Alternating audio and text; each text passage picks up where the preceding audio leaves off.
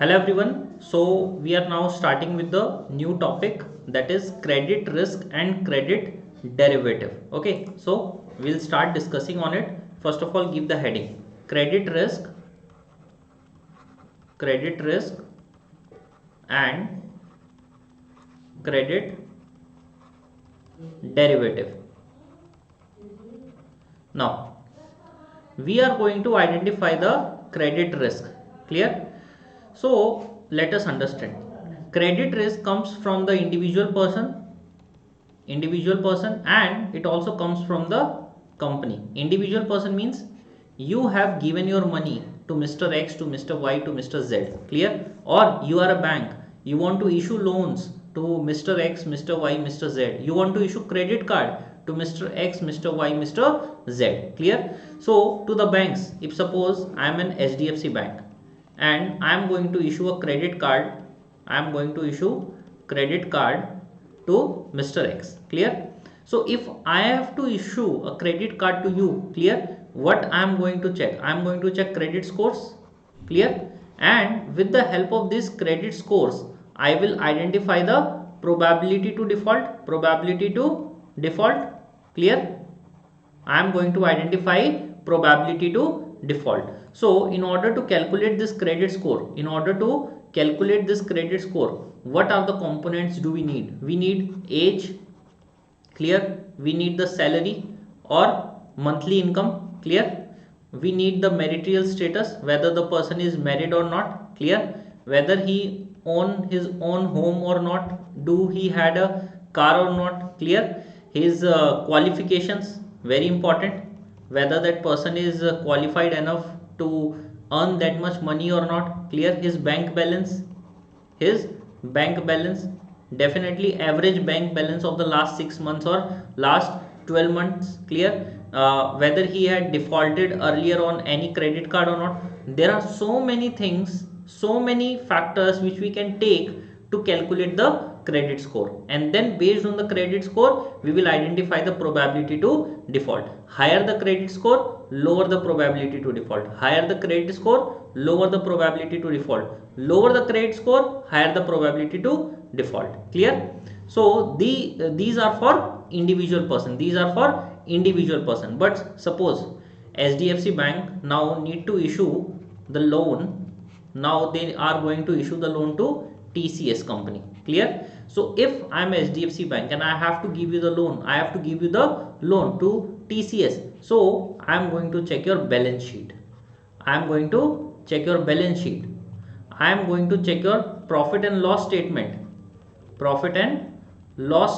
I am going to check your cash flow statement, historical, as well as projected 5 years, how much you are able to earn, what will be your value of the assets after 5 years. That's all what HDFC bank will look before giving the loan to the TCS, because over here the factors like age, salary, all that does not matter. What matters is how much asset do TCS have, what is the potential earning capabilities do they have, whether they will be able to repay the loan or not, whether they have the capability to pay the interest on time or not. All these are checked while giving the loan. Clear? Now based on that they check the capability, that whether we should give the loan or not. Clear? So we have one person known as Martin. Okay, Black-Scholes-Martin model. We have studied in FRM part 1, Black-Scholes-Martin model. So from that one person, Martin, okay, he used the concept of Black-Scholes-Martin model to actually find out the probability to default of TCS. Clear? I'll tell you how, but just for the understanding that what we are going to discuss. See, whenever it comes to credit risk, my point of calculation is probability of default and loss given default. Clear? But in our syllabus, most focus will be given on probability of default rather than loss given default. Clear? So Mr. Martin, okay, he used the concept of BSM to apply it to find out the credit risk of a company. Clear? And that model is known as a structural model. This method is known as structural model. Clear? There are two types of model, reduced form models and structural model. So this Martin model is actually a structural model. Clear? So now over here you need to have the good understanding of the Black-Scholes-Martin model. Black-Scholes-Martin model. Do you remember for what we use this Black-Scholes-Martin model? We use this to find out the value of the call option and put option. Value of the call option and put option. Clear? So from this Martin model, he used his brain. He said that equity of a company looks like a call option. Equity of a company looks like a call option, and debt of a company looks like a put option. So means we can use the concept of BSM. We can use the concept of BSM to find out the value of the equity. Clear? And to find out the value of the debt. Clear? So if you remember the basic equation of accounting, that is, what is equity? What is equity? Equity is total asset of the firm minus debt. Total asset of the firm minus debt. Clear? Or if I tell you that my face value of the debt is $200, my face value of the debt is $200, and total value of the asset is $150. Is this a default or not? Yes sir, this is going to be a default. Yes, this is going to be a default. Over here the value of the equity is 0. Clear? Now if the total value of the asset is 180, clear, face value of the debt is $200, still it's a default. Yes.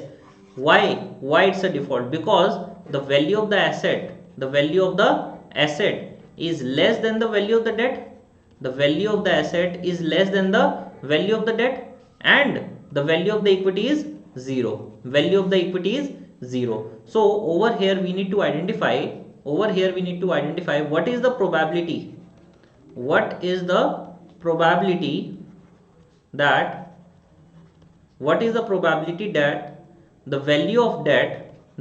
the value of debt will be less than the value of asset, because that is the case of default. This is the case of default. Or the value of equity is 0. This is also the case of default.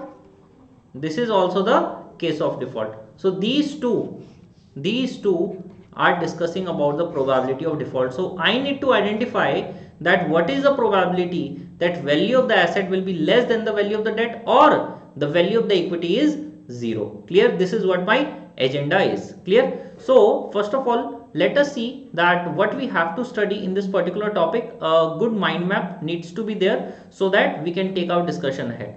So the topic is divided into two parts. One is the credit risk and credit derivatives. Clear?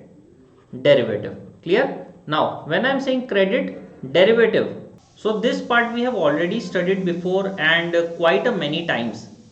Credit derivatives, you remember CDS? You remember the term CDS? That is credit default swap. Write down CDS, credit default swap, and total return swap. Total return swap, and these two are your swaps, and swaps is a derivative. Clear?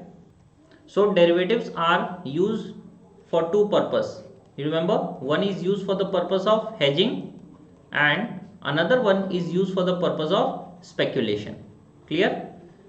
You have already purchased the bonds. And now you are afraid that the company will default.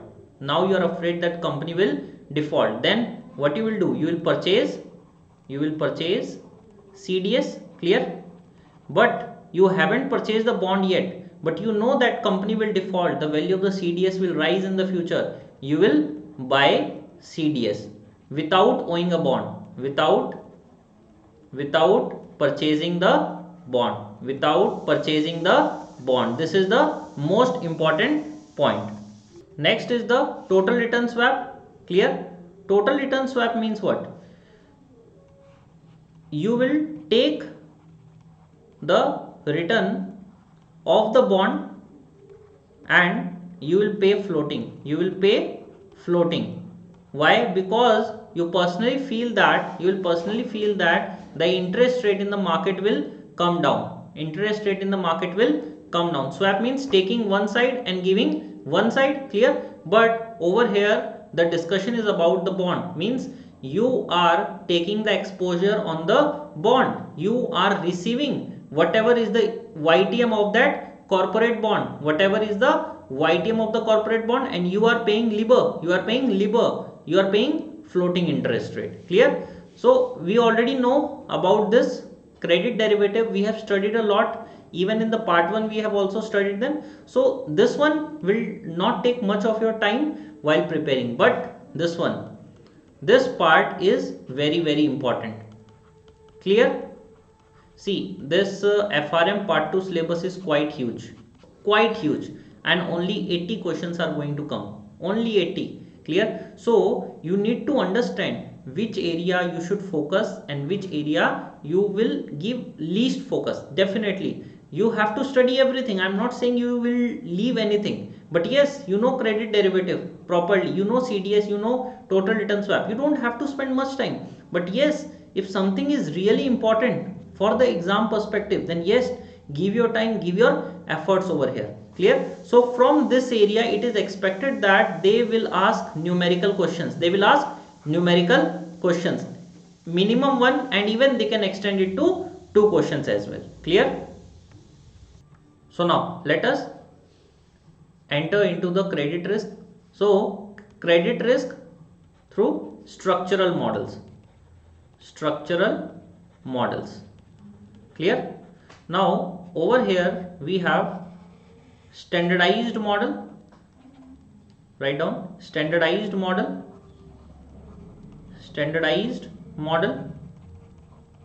and we have proprietary models. Proprietary models means the models which are created by the companies like Goldman Sachs, Credit Suisse, JP Morgan. Means I have created a model for myself, for my company. I want to calculate the credit risk, but I feel that these standardized model are not properly designed. They have a huge amount of assumptions, unrealistic assumptions. Clear? Like fixed volatility, constant RF.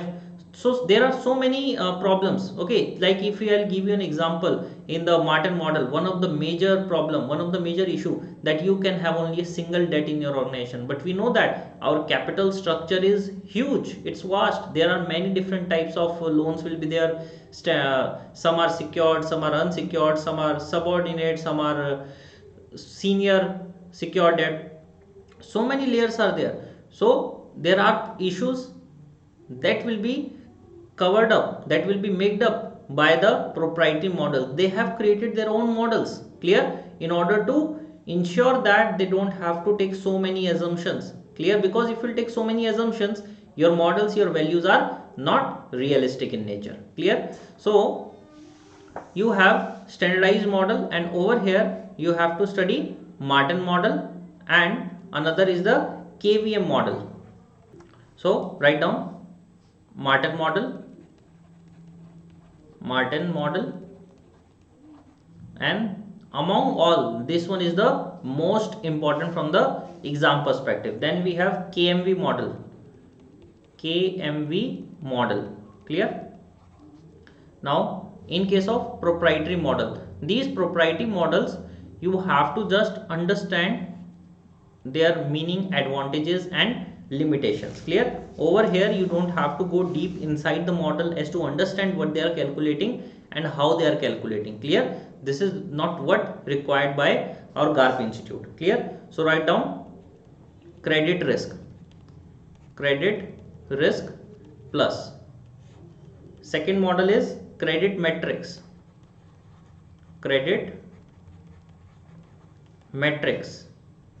and the third one is credit portfolio view. Clear? This is all what you have to understand. Clear? Apart from that, there are limitations which you need to understand, assumptions which you need to understand, advantages and disadvantages. So write down over here, apart from these points, you need to understand the assumptions of the models, you need to understand the advantages and disadvantages of the model, or you can say limitations. Clear? Okay, so this is going to be the whole summary of the topic which we have to cover up. Clear? Okay, so first of all, then let us revise that formula of our BSM model to calculate the value of call option. Write down revision of FRM part 1, BSM model. Clear? So over here you need to find out the value of the call option. Clear? What is the formula? S multiplied with ND1 minus present value of excise price multiplied with ND2. Clear? This is the value of call option. You need to find out the value of the D1. You need to find out the value of D1 and D2. So what is the formula for D1? You remember big formula, ln S0 divided by E plus bracket open R plus half sigma square multiplied with T and whole divided by sigma root over T. Clear? This is the formula for D1. Clear? Then what is the formula for D2? D1 minus sigma root T. D1 minus sigma root T. This is the formula for call option. How to find out the formula for the put option? It is present value of excise price multiplied with N minus D2. Clear? Minus S0 multiplied with N minus D1. Clear? So once you will get the value of D1 and D2, you can find out the value. D is just like a Z value. Clear? So from the Z value you can go to the table and to find out the probability. From the table you can find out the probability. Clear? Apart from that, I have already explained you in the Excel how to do that. Clear? So it is going to be norm S dist bracket the value of D1. Clear? This is how you will be able to calculate the value of ND1. ND1 is equals to norm S dist D1. Clear? And ND2 is equals to norm S dist D2. Clear? Now in the beginning, you remember I have told you that Martin used his concepts and he said that equity is equivalent to call option, So now my task is to help you to understand that how equity is equivalent to call option. Clear? Now try to understand. I am first of all giving an example. If the value of the firm is 200, the value of the debt is 180. Tell me how much equity shareholder will get? 20. How much equity shareholder will get? 20. Clear? Okay. Let us take another example. The value of the firm is 300. The value of the debt is 180. This time 120. Very good. Value of the firm 240. Debt 180. What is the value of the equity? 60. Okay. Value of the firm, say 140. Value of the debt 180. What is the value of equity? 0. Okay. Value of the firm 120. 180. 0. Okay. Value of the firm 200. Sorry, 180. Value of the firm is 180. Debt 180. Value of the equity 0. So can you see one thing? when the value of the firm is rising above 180, you are giving it to the equity shareholders, and when the value of the firm is below 180, there is the value of the equity is 0, means no loss, and at 180 it is 0, and at 180 it is equals to 0. Now suppose take this value as S0, this value is exercise price, and this is the call option. Now are you able to relate?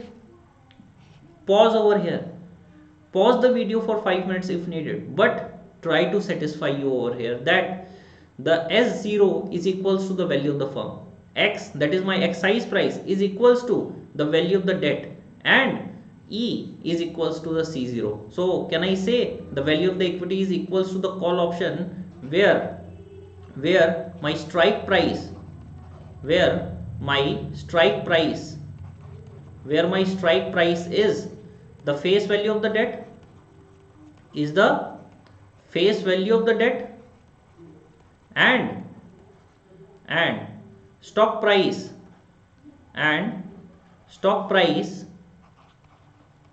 is the value of the firm, clear? See, I don't want you to mug up this line, I want you to understand, to retain this line, that yes sir, equity is equivalent to call option, sir, equity is equivalent to call option. Yes, I have given you an example that how this is equal to your call option, clear? Okay, so I have taken a small example for you so that you can understand it. What is V? Let me decrease the size of the pen once. Yeah, what is V? Write down, it is the value of the firm, clear? Write down, what is F? It is the face value of the debt,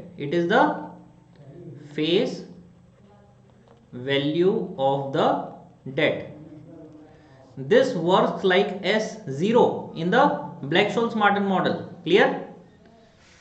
Are you getting the point? This works as X, that is the strike price. RF is risk-free rate of return.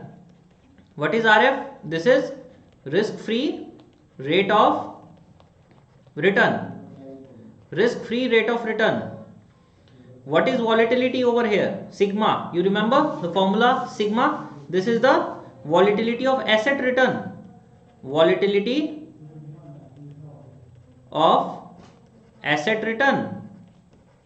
can say the volatility of S0. What is mu? This is the real world return.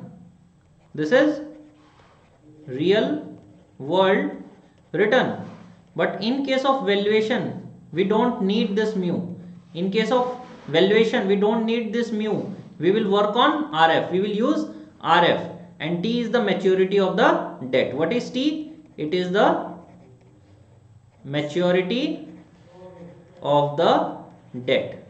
What is T? It is the maturity of the debt. Clear? So based on these information, now I need to find out the value of the equity. Write down. Based on these information,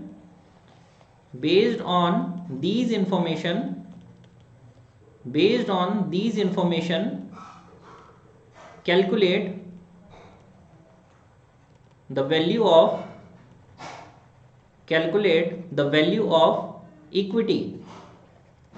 Based on these information, calculate the value of equity. Clear? So what is the value of the equity over here?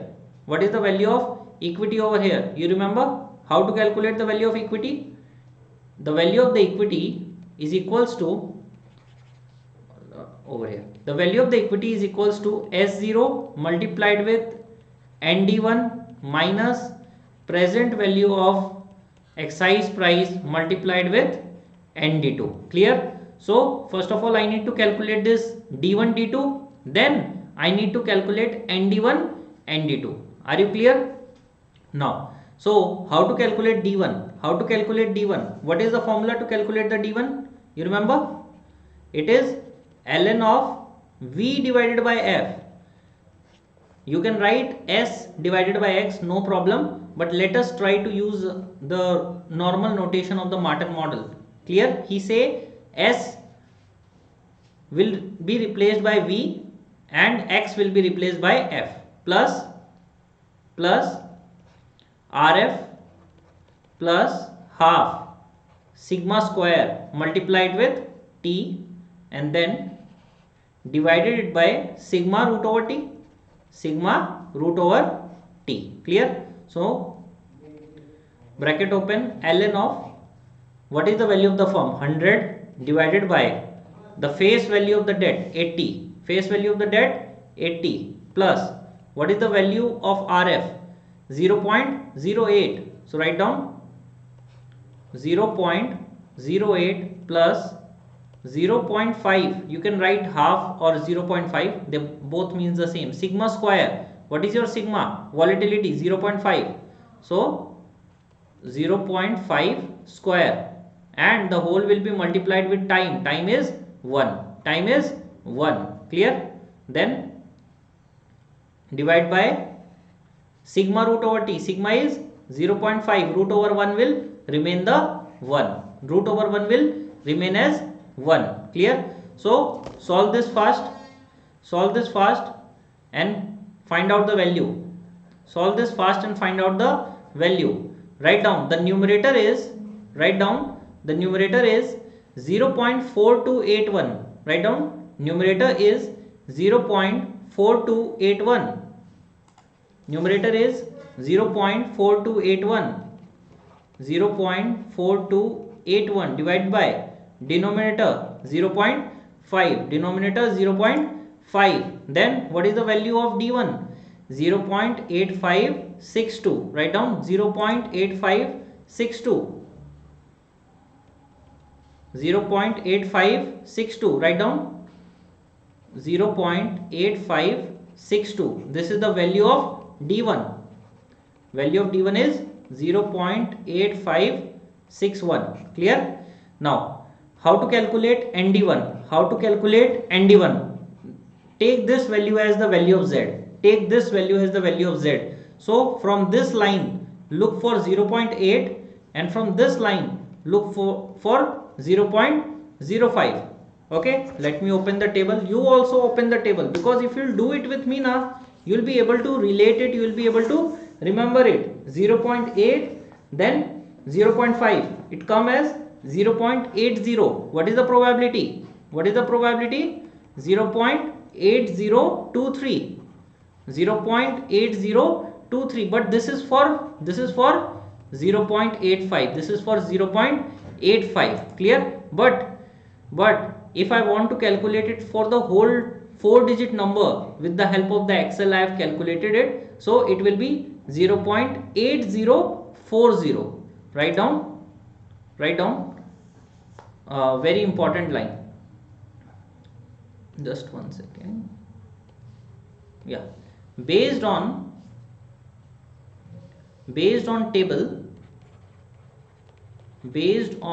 table, we have calculated for 0.85, the probability is 0.8023 or 80.23%.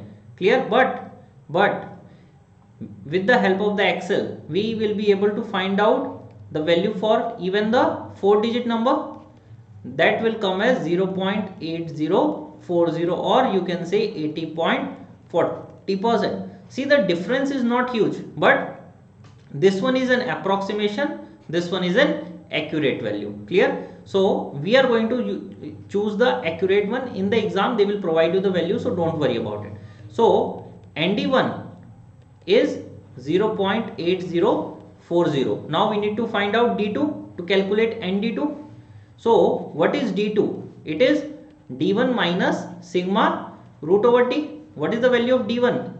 0.8561 minus sigma 0.5 root over T. 1 will remain 1. Then 0.3561.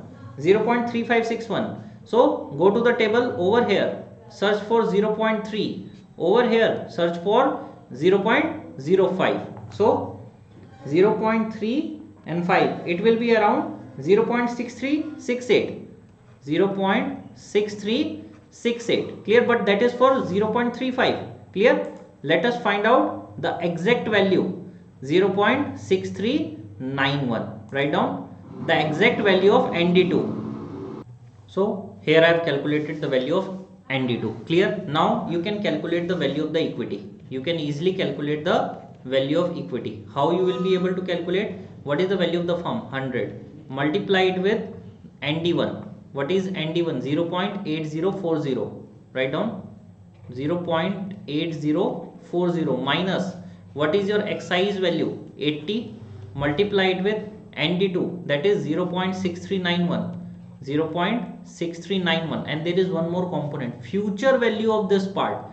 I need to discount this value based on continuous compounding, e to the power minus RT. You remember, e to the power minus RT. What is the value of the R?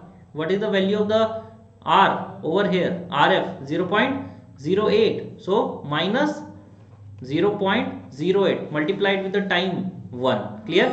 So now you have to solve this. Solve this quickly. Solve this quickly and calculate the value of the equity. Solve this quickly and calculate the value of the equity. So it is going to be 33.20.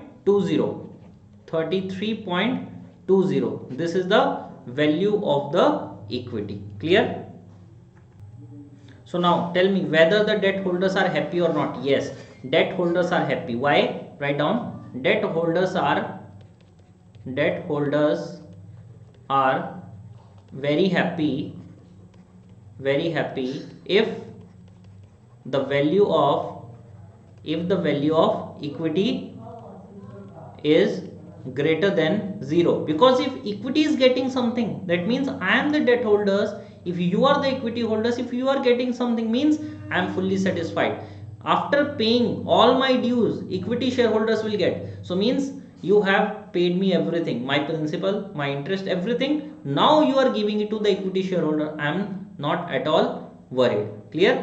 I am worried when I have to receive 100 and you are paying me 80. When I have to receive 200, you are paying me 40. Clear? That is the point where I have to worry about. Clear? So as per this information, debt holders are really happy. But can you say in this situation the probability of default is 0? No, probability of default is not 0, because this is the expected value. This is the expected value of the equity. Then in future, equity shareholder will get 33.20. How? Provided the company will be able to earn the required rate of return on their asset. Provided the company will earn the required rate of return on their asset. Clear?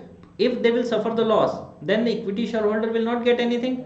Then debt holders will also have to suffer the loss. Clear? Now over here we need to understand the interpretation of these two terms, that is 0.8040 over here, this one 0.8040 and 0.6391. These two interpretations are very important. Clear? So what is the interpretation of 0.8040? Write down, this is the delta of the call. This is the delta of the call option.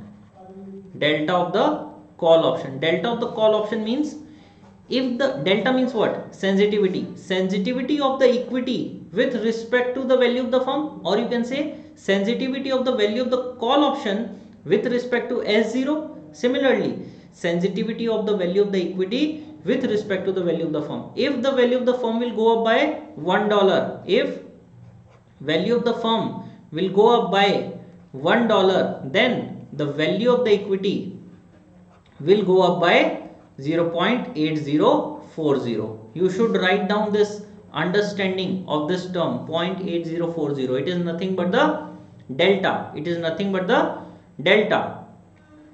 Similarly, we have the interpretation for this 0.6391.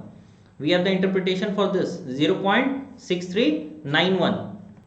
So this ND2 is the probability of survival. You can write down, this is the probability of survival. Means, what is the meaning of this 63.91? This means that there is 63.91% probability that company will not default. company will not default. Clear? So if I want to find out what is the probability of default, if I want to find out what is the probability of default, so can I do like this, 1 minus ND2, 1 minus ND2, clear, 0.6391, 1 minus 0.6391, clear. How much it is going to be? Calculate. 6391, how much the value will be? 0.3609, 0.3609 or 36.09% is the probability to default. What is the probability to default? 36.09 is the probability to default. Clear? Now I am showing you this with the help of this example in the Excel sheet, so that you can see that how it's working. Let me zoom this one. Okay, yeah. So the same example is over here which I have taken, and these are the value of the equity, the value of ND1, the value of ND2, and this is the probability to default. Clear? So I know that value of the firm will play a major role. Clear? Value of the firm will play a major role. Higher the value of the firm, the better you will be able to pay to the debt holders, the better you will be able to pay to the debt holders. Clear? So suppose I am increasing the value of the firm, you will see that probability of default will decrease from 36%. See, it came down to 23, it came down to 23. Now I will reduce the value of the debt, 40. Now you see that if the value of the firm is 40, sorry, value of the firm is 20 and the face value of debt is 40, means a very small component, that you can suffer the loss, very small component that share debt holders will suffer the loss. So the probability to default is very small, that is 1.75. But if suppose I will increase the value of the debt 110, you see the probability to default increased, Clear? Similarly, if I will increase the time to 3 years, see, earlier it was 46%, but when I will increase the time, the probability to default increased 52%. Clear? Earlier it was 46, but after increasing the time it will become 46. Now return on the asset, when you will increase, let us see what will happen.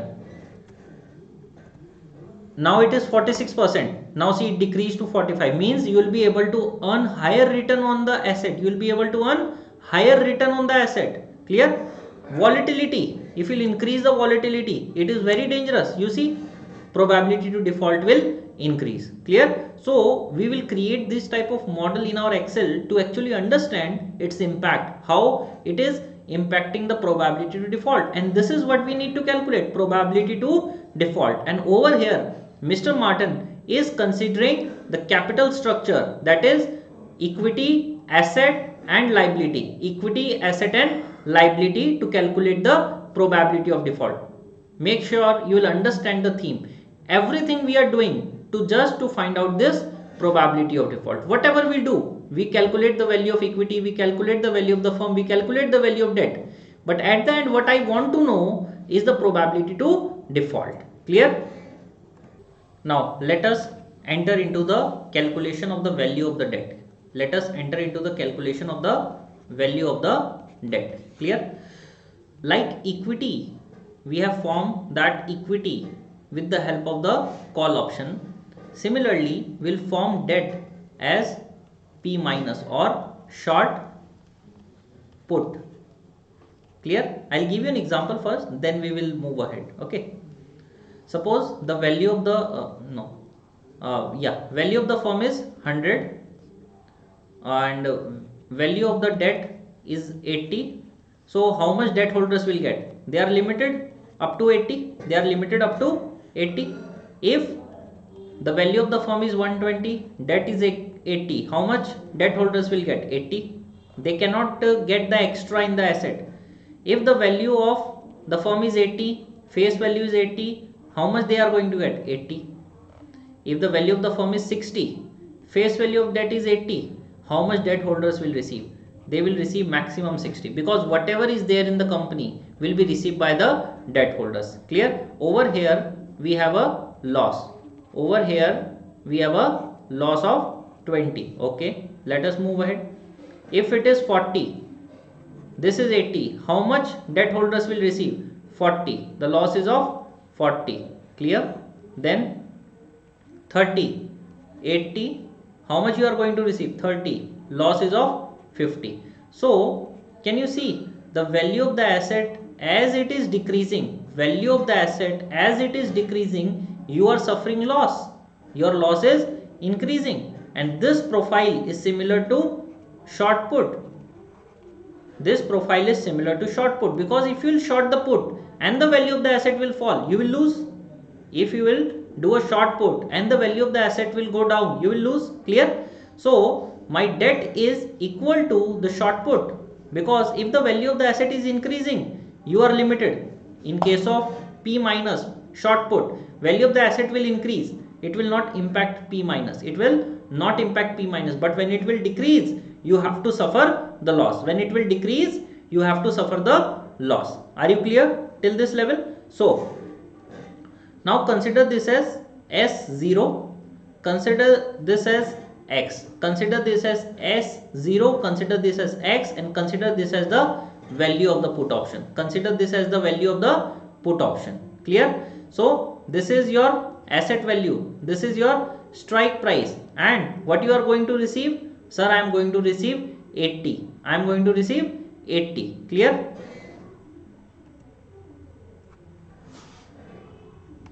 But over here it's a small catch, that is, I need to, if I want to see, you want that the payoff of the debt, write down payoff of debt.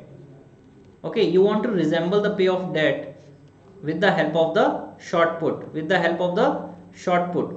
So when it is downside, when it is towards the downside, clear, you need to add the component of RF. You need to add the component of RF. Clear? What is this RF? You have invested, write down, you have invested amount equals to the face value, or you can say equal to your excise price at RF. Excise price at RF. Clear? So over here you have invested 80, over here you have invested 80. Clear? In RF. Over here you have invested 80 in RF.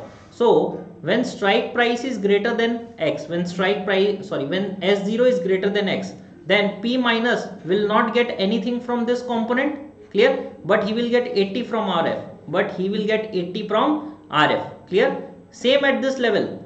Same at this level. P minus will not fetch anything, but that investment at RF will fetch 80. So that's why 80 and 80 will remain same. Similarly over here, P minus will not fetch anything, neither loss, neither profit. So 80 will remain 80, 80 will remain 80. But over here you are receiving 60, 40 and 30. Let us understand this part.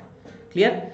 Now RF is giving you 80. RF is giving you 80 as usual, but your P minus suffered you loss of 20.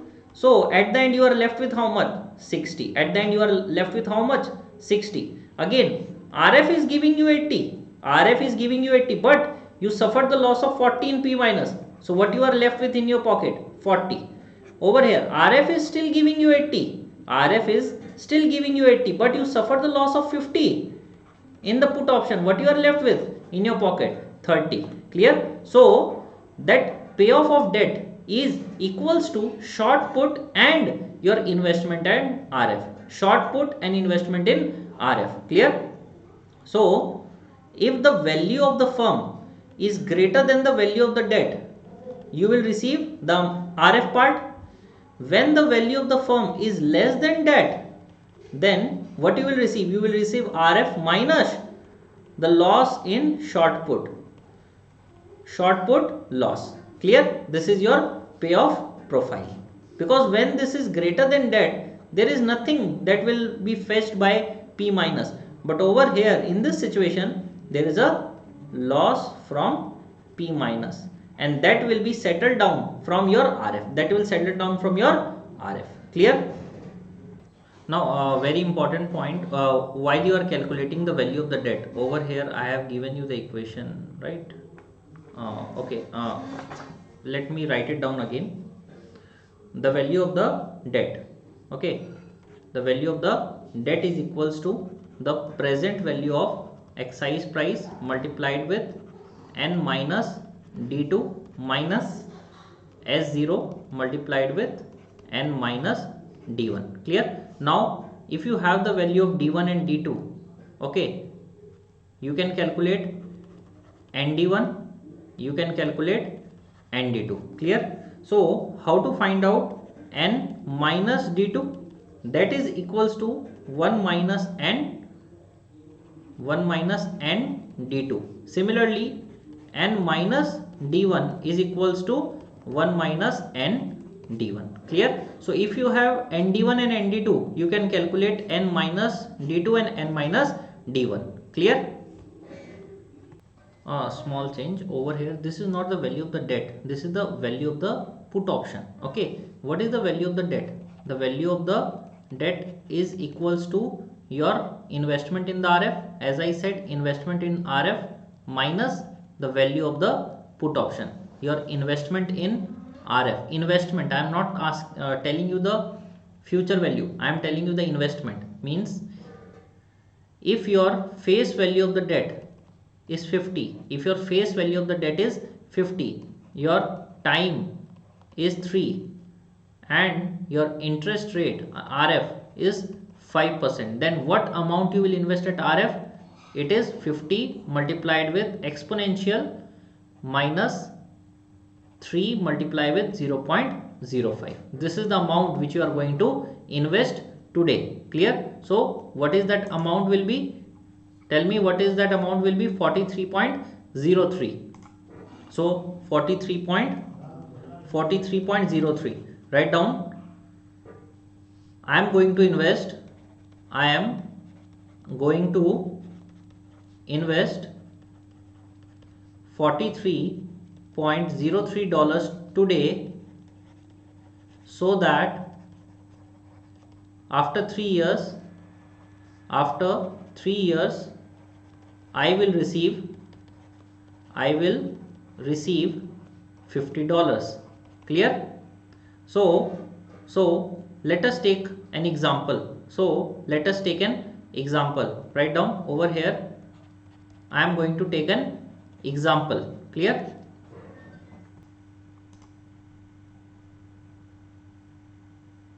So this is the example where we have the value of V, F, RF, volatility, mu and T. Clear? Similarly, we have to follow the same steps. We have to calculate the D1, we have to calculate D2, we have to calculate ND1, we have to calculate ND2, we have to calculate N minus D1, we have to calculate N minus D2. Put all the values in the equation to find out the value of the debt. Clear? So over here, write down. Over here, write down what is the value of ND1. Write down what is the value of ND1. Okay, just a second, let me give it to you. Yeah, I am putting it over here. So these are the values of ND1, these are the values of ND1, ND2, probability of default we know, N minus D1, N minus D2, and this is the value of the debt. This is the value of the debt. Clear? So how I have calculated the value of the debt? Clear? Step 1, calculate D1. Then step 2, calculate D2. Step 3, calculate ND1. Then calculate ND2. Then calculate N minus D1.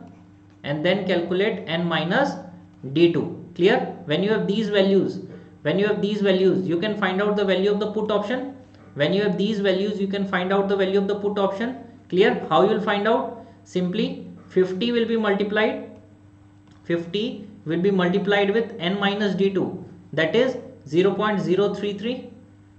0.033 multiplied with e to the power minus RT. What is R? 0.05. What is time? 3. Minus the value of the S0, that is 60, multiplied with N minus D1, 0.022. 0.022. 22. Solve this equation. Once you will solve this equation, you will be able to find out the value of the put option. Value of the put option, it is going to be 0.09241. Write down 0.09241. 0.09241. This is the value of the put option. Then what is the value of the debt? What is the value of the debt? It is the amount which you have invested, that is 43.03. 43.03 minus the value of the put option 0.09241. So what is the value of the debt for you? It is 42.94. 42.94. This is the value of the debt. Clear? Now, in order to calculate the value of the debt, write down, we can use the concept of put call parity. Put call parity. Suppose you have already calculated the value of the call. Okay, now you need to know the value of the put, and with the help of the put you can calculate the value of the debt. So once you know the value of the call, we can calculate the value of the put with the help of put call parity. You remember, put is equals to call plus amount which you have invested, e to the power minus RT minus S0 Clear? So we know the value of the call option, that is the value of the equity. Over here you can see value of the equity. Okay, over here I have not given you the value of the equity. The value of the equity is going to be 17.057. Write down 17.057 minus this part we have calculated 43.03 plus sign minus what is the value of the asset? 60. What is the value of the asset? 60. And once you will solve this, you will get the value 0.092. This is the value of the put. So either method you can use. Either you can use put call parity if you have the value of the call option, but if you don't have the value of the call option, then you have to follow the whole process: D1, D2, ND1, ND2, N minus D1, N minus D2, calculate the value of the put, calculate the value of the debt. Clear? So over here I have given you the good understanding of the Martin model. So the concept of our Martin model is completed. Okay, I'll be giving you few questions to practice. Once you are done with that, you are done with the Martin model. This is very important from the exam perspective. You can expect question from this particular area. Okay, few important notes I'll dictate in the next class. Okay, so let us keep this much in this lecture. We'll move ahead in the next lecture. Okay, thank you, and make sure you will practice question. If needed, you can also practice it in your Excel sheet as well. Thank you.